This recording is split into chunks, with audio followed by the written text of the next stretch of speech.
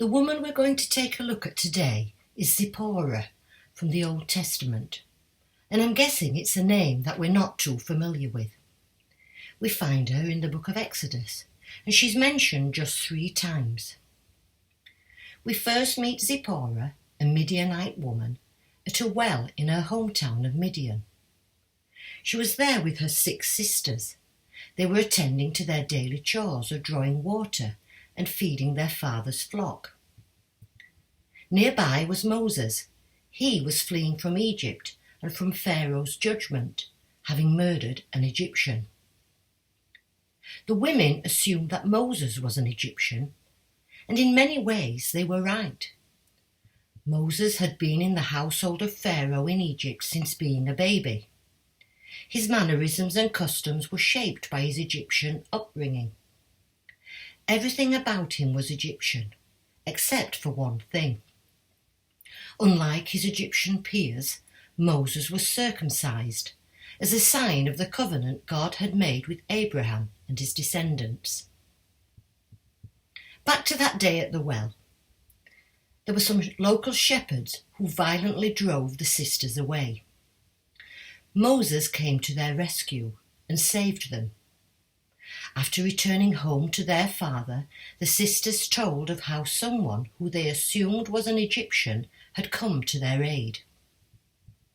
In thankfulness, the father urged them to go back and bring the kind Egyptian, Moses, to their village. And to cut a long story short, Zipporah eventually became Moses' wife. At first glance, the relationship between Zipporah and Moses may look like a fairy tale. There's the familiar boy sees girl in trouble, boy rescues girl tale. Zipporah and her sisters appear too weak to defend themselves. But here comes Moses to the rescue. This man was a likely husband for one of the sisters, and Zipporah was to be the chosen one. And then, if it was a fairy tale, we'd go on to say, and they lived happily ever after. But this is no fairy tale, and Zipporah is no damsel in distress. Where once we see her and her sisters being rescued, she then stepped in to save the life of Moses. God had commanded Moses to return to Egypt to rescue his people from slavery. This was to be a long journey, and so Moses took Zipporah and their 2 sons with him. As they rested one night, God's hand of death came on Moses and tried to kill him. What?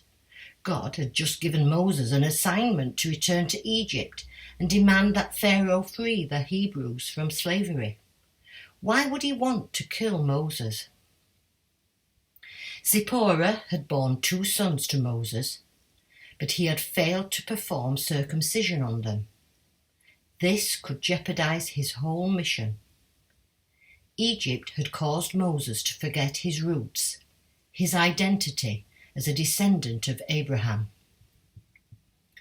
So when Zipporah realizes the seriousness of the situation, that her husband might die at the hands of God, she takes action and circumcises her son, and linked Moses with the act by touching his feet with the blood from the circumcision wound. With their covenant responsibilities now met, Moses is free to continue his mission.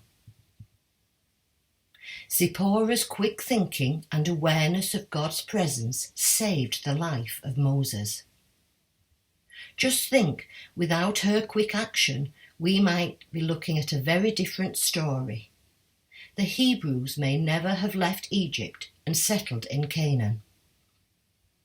I wonder, are we, or can we be like Zipporah, serving in the background, but playing a vital role in God's plan?